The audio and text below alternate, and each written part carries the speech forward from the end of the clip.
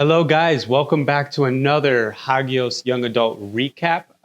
We are putting out these recap videos, for your benefit and for you to be encouraged in your faith as we're going through the book of First Peter. My name is Pastor Mario. I'm a pastor here at Living Hope Church, and I lead most of the time the Young Adult Bible studies. And again, we're going through the book of First Peter, and we're almost done.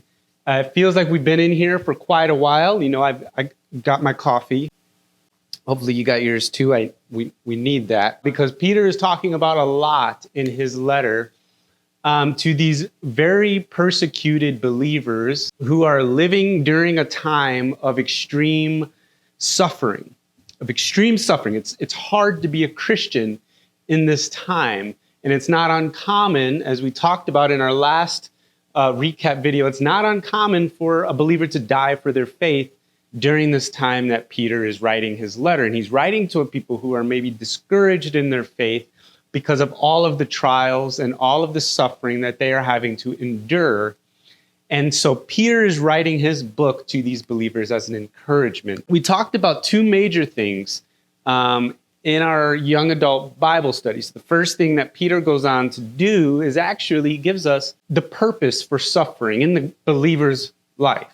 In the person who follows Jesus, what is God purposing the suffering that he is allowing in their life? Why are we going through suffering? Why does God allow suffering in a believer's life?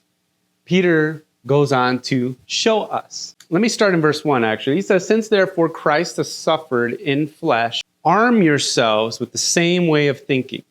For whoever has suffered in the flesh, or the body, or the carnal kind of thinking or nature, he has ceased from sin, so as to live for the rest of the time in the flesh." This is the purpose of suffering and fiery trials. "So as to live for the rest of the time in the flesh, no longer for human passions, but for the will of God." What is Peter saying here? He is saying that God allows suffering to come upon his believers to prune the worldly thinking and the human passion that we have in our, what the Bible calls the flesh, which is just simply our kind of instinctive nature, our bend towards rebellion to God. It's also called original sin, this idea that we are not good people. Despite what the culture says, despite what people say, that, if we never murder anyone, we never do any crazy things, and we're all kind of basically good people. And the Bible kind of hits against that and says, actually, no. We have a natural bend towards things that God disapproves of and God hates. We naturally kind of swerve to wickedness rather than righteousness.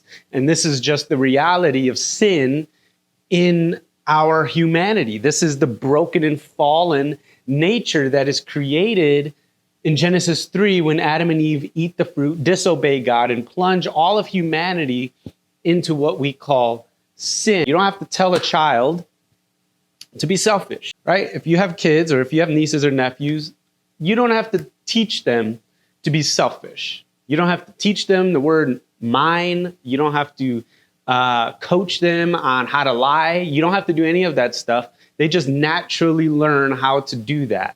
Why? Because we are born with a natural inclination for selfishness, for selfish gain, and for things that God hates, actually. And so Peter says the goal of God allowing suffering in a believer's life, the main goal is to strip away that worldly passion and that worldly desire and to get us to be molded into the image of his son, into where we're not chasing after those things. Where our goal in life is not more money or bigger house or more of this, more of that, more promotion, more of this, more satisfaction in this, or this. But our goal and our mission, our life purpose is for the will of God. And that's exactly what Peter is saying.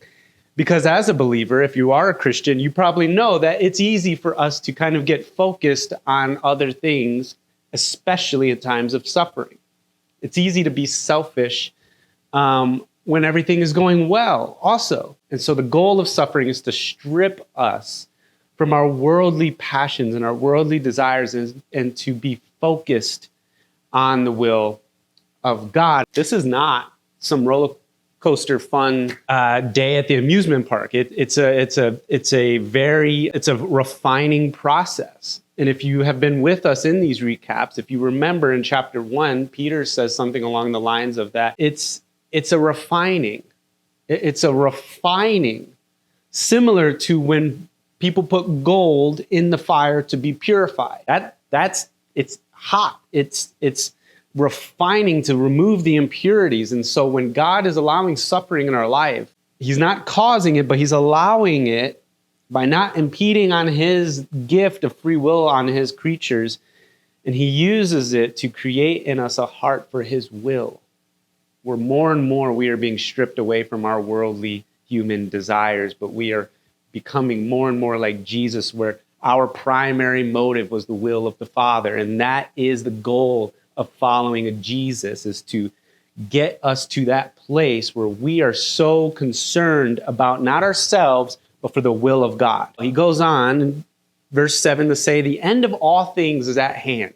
It's a very important key phrase right there. Therefore, be self-controlled and sober-minded for the sake of your prayers. And we talked about how this was really impactful for me, because sometimes we lose sight of this kind of this reality that is coming, right? This reality that Jesus is coming back, and it becomes kind of this Armageddon kind of, way out there kind of thing, right? And it's really easy to be so focused on the here and the now and what's in our life right now.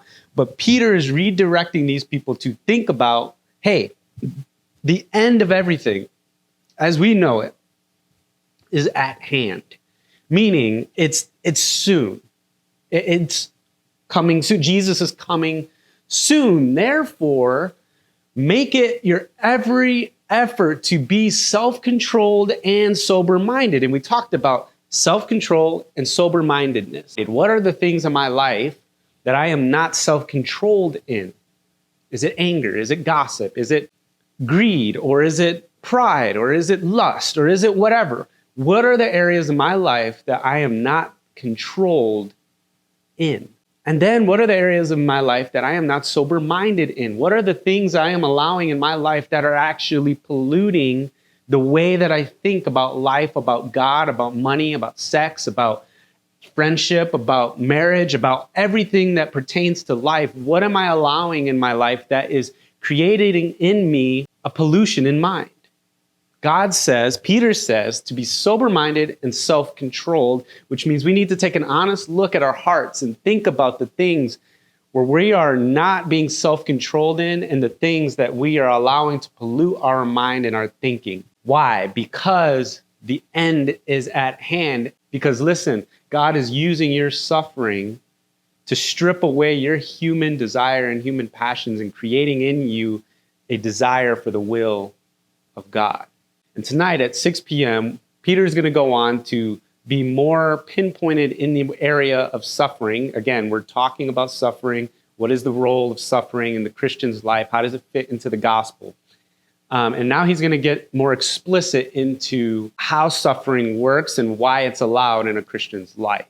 He's going to go on as we finish chapter 4 to say, don't be surprised at the fiery trials that you're going through. Don't be surprised when people mock you for being a believer in Jesus. And so that is what we're going to be talking about tonight. I invite you to come and have a coffee. Let's talk about the scriptures. Let's really dive in, because now is the time for us to be serious about the will of God and serious about who Jesus is, because we have a broken and dying world that needs the gospel. So we look forward to seeing you tonight. If you won't be there tonight, keep on the lookout for these videos. We provide these for you to be able to be caught up and to be able to go through the books we're going through with the things that we're talking about. And so hope that you guys have a great day today. Blessings.